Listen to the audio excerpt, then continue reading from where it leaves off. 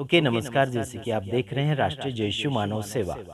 जैसे कि बीते हुए दिनों में आपने कुछ वीडियोस देखे होंगे, आदिवासी चैनल के ऊपर काफ़ी हंगामा मचा हुआ था और काफ़ी प्रॉब्लम उन पास्टरों को हो चुका, जिसके बारे में मैंने काफ़ी कुछ विरोध किया था। देखिए, आपके बारे में विरोध हो या फिर मेरे बारे में विरोध हो, बाइबल का वचन कहता है कि सहन करना चाहिए। मत्ती 5वें अध्याय के अंदर आपने देखा होगा, उसमें कहा गया कि अगर यीशु मसीह के नाम से अगर कोई तुम्हें सताता है ना? सेवकों को सताए या किसी और को सताए, तो सहन करना चाहिए और बड़ी आनंद की बात समझना चाहिए। मैंने कुछ पास्टर लोगों का विरोध किया जो गंदगी कर रहे थे, लोगों को लूट-पाट कर रहे थे और क्या बोलना चाहिए कि भले उन्होंने किया या नहीं किया, तो भी उनको सहन करना चाहिए था। लेकिन उन्होंने सहन नहीं किया, बल्कि मुझे अलग-अलग प्रकार की धमकी देने की कोशिश करी और डराने और धमकाने की बातें भी करी। व्हाट्सएप के ऊपर अलग-अलग प्रकार के मैसेज भी मेरे पास आए। कहते हैं कि हम आपको जेल करवाएँगे, ये करवाएँगे, वो करवाएँगे।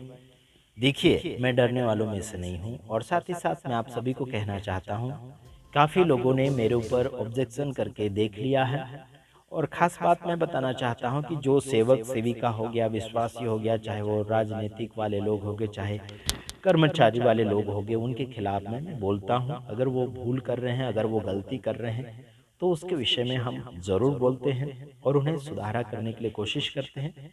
अगर राजनीति करने वाला व्यक्ति या फिर लोगों को हैंडलिंग करने वाला व्यक्ति अगर चूक रहा है, तो फिर जनता का क्या होगा? जैसा राजा होगा वैसी प्रजा होगी। तो इसलिए मेरे कहने का मतलब है कि जो सेवक सेविका गलती करते हैं, लोगों को भटकाते हैं, लोगों को अलग रास्ते ले जाते हैं, उन्हीं को सही सिखाने के लिए और सही मार्गदर्शन में ले जाने के लिए उनकी गलतियां मैं सामने रखता हूं और उनके खिलाफ में मैं बोलता हूं। तो काफ़ी सेवक सेविका को सहन करने का आत्मा नहीं है। एक पास्टर ने मुझे ये बोला, उसने ये बोला कि मैं तुझे उधड़ दूंगा, ऐसा मुझे उसने कहा। खासियत बात मैं आपको कहना चाहता हूँ, सेवक लोगों का ऐसा काम नहीं होता है। उधड़ने की बात कर रहा था। हमारे गुजरात में भी कुछ ऐसे पास्टर लोग हैं जो उधड़ने की बात करते हैं। उधड़ने का मतलब है चीर दूंगा, फाड़ दूंगा, है ना? यही तो कहने का मतलब है उनका। मतलब हत्या कर दूंगा, मर्डर कर दूंगा, ऐसा ही तो कहने का मतलब है उनका। चीर दूंगा, उधड़ दूंगा, फाड़ दूंगा, ऐसा अगर कहते हैं तो हत्या की बात आ रही है, मर्डर करने की बात आ रही है। काफी सेवक सेविका ने मुझे बहुत बार अलग अलग प्रकार की धमकियां दी, है ना? कुछ सेवकों ने कहा कि मैं तुझे चीर डालूंगा, मैं तुझे उधड़ डालूंगा। इसका मतलब क्या है? हत्या, हत्या कर डालूंगा। यही तो आया ना चीरने का मतलब, फाड़ने का मतलब क्या होता है? चीर डालने के बाद इंसान क्या बचता थोड़ी है, वो मर जाता है, वो उसकी हत्या हो जाती है, उसका मर्डर हो जाता है। ऐसे काफ़ी सेवक सेविका ने मुझे धमकी देने की कोशिश करी है और कर भी रहे हैं। हमारे व्हाट्सएप के ऊपर अलग अलग प्रकार के मैसेज आते हैं धमकियों की। कभी पुलिस की धमकियाँ देते हैं, कभी जेल की धमकियाँ देते हैं। अलग अलग प्रकार की धमकियाँ हमारे पास आती चली जाती हैं। तो याद रखना, हम धमकियों से डरने वालों में से नहीं हैं। अगर तुम में इतनी धमकी देने का इतना शौक है, तो बाइबल लेकर सामने बैठो, उसके बाद में मुझे फ़ोन करो ताकि हम आपसे वार्तालाप करें। आपके ऊपर हमने चाहे सच्चा आरोप लगाया, चाहे झूठा आरोप लगाया, तो आप लोगों को सहन करना चाहिए या फिर हमें फ़ोन करना चाहिए और प्यार मोहब्बत से बात करना चाहिए और उसमें सुधारा की बात होना चाहिए। हालांकि लड़ाई झगड़ा या फिर मारने की बात, चीरने की बात, हत्या की बात, जेल की बात, पुलिस की बात, ऐसी धमकियों से मैं डरता नहीं हूँ। इसकी वजह से शांतिपूर्वक मैं कहना चाहता हूँ, भारत देश में जितने भी सेवक सेविका हैं, मैं आप सभी का भला चाहता हूँ, आप सभी का विकास चाहता हूँ। कलीसिया की उन्नति होना चाहिए आपके द्वारा। अगर कलीसिया की उन्नति आपके द्वारा नहीं हो रही है, उनका घाटा होते चला जाता है, लोग रो रहे हैं, लोग लूटे जा रहे हैं, तो फिर मुझे बर्दाश्त नहीं होगा। मैं आपके खिलाफ में वीडियो बनाऊंगा, चाहे आप कोई भी प्रकार का ऑब्जेक्शन उठाओ। कई लोग मुझे धमकियां देते हैं कि घर आकर आपको उठा ले जाएंगे, ये ले जाएंगे, वे ले जाएंगे।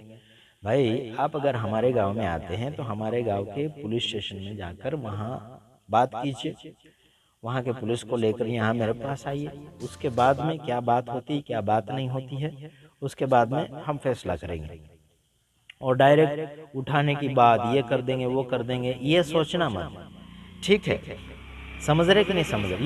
ये कोई चिड़ियाघर नहीं है कि मैं कोई चिड़ियाघर में बैठा हूँ, अब उठा ले जाएंगे ऐसा वैसा, ये मत सोचना यारो।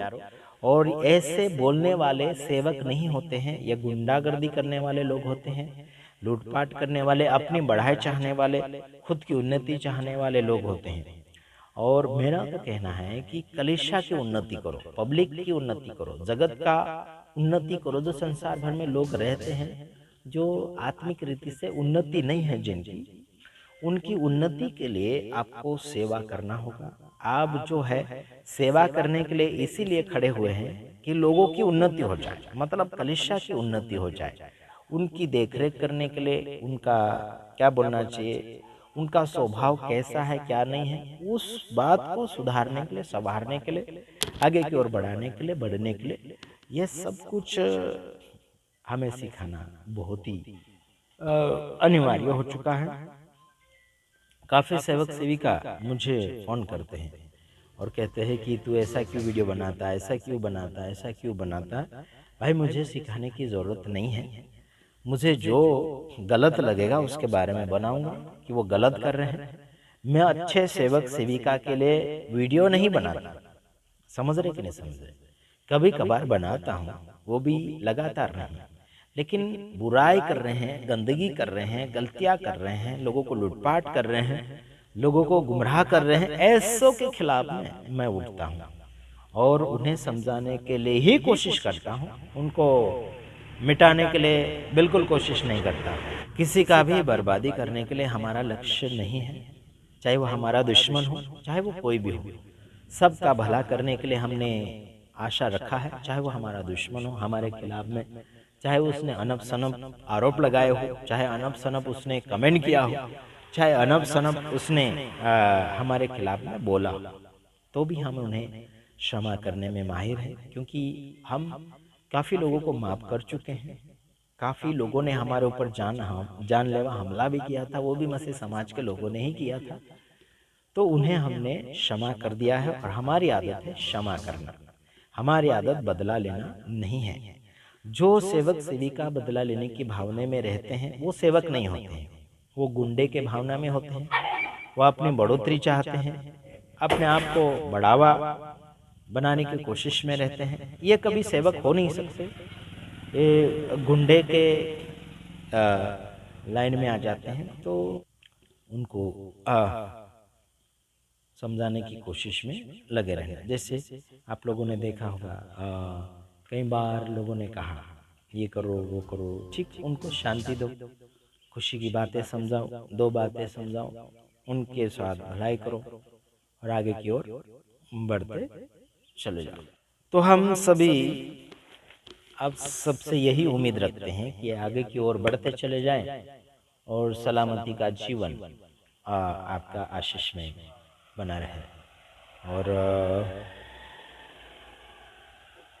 इस वीडियो के अंदर आप जो देख रहे होंगे, मैं गुजरात से बोल रहा हूँ, तो समझना है बाइबल क्या कहती है, बुराई के बदले बुराई नहीं, बल्कि उसे सुधारने के लिए आगे की ओर बढ़ना है, कदम आगे बढ़ाना। क्योंकि यीशु मसीह भी संसार में जब आए थे, बुराई को हटाने के लिए आए थे। संसार में बुराई फैल रही थी, तो यीशु मसीह ने वचन को बांटा और लोगों को समझाने की कोशिश करी। लाखों करोड़ों लोग समझ चुके हैं और समझने के बाद वापस भी लौट चुके हैं संसारिक जीवन में। तो इनको दूसरी बार समझाने की जरूरत नहीं है। तो मेरे यारों, आपने देखा होगा बीते हुए दिनों में काफ़ी झंझट हुई, आगे भी होगा, और इनका लक्ष्य और इनका उद्देश्य ही होता है हमारे वीडियोस हटाना, हमारे वीडियोस डाउनलोड करके गलत रीति से यूज करना, है ना। ऐसा हो रहा है, कोई हरकत नहीं। प्रभु उन्हें सलामती दे, अनुग्रह दे, शांति दे, कृपा दे, महिमा दे।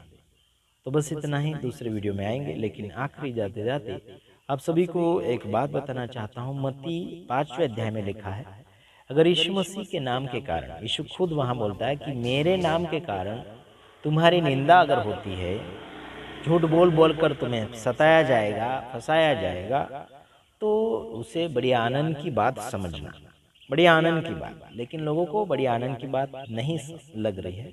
लोग रो रहे हैं मेरे वीडियो के कारण। उनका अगर वीडियो में बना दूं, विरोध कर दूं, या फिर उनका आरोप सामने ला दूं, या फिर उनके ऊपर हम आरोप लगा दें, तो वो रोते हैं, गुस्से हो जाते हैं, मारने तोड़ने चीरने की बातें लाते हैं। तो ऐसा ये प्रभु के खिलाफ में चलने वाले या फिर वचनों के खिलाफ में चलने वाले लोग होते हैं। तो बस इतना ही, दूसरे वीडियो में पधारेंगे, तब तक ले नमस्कार।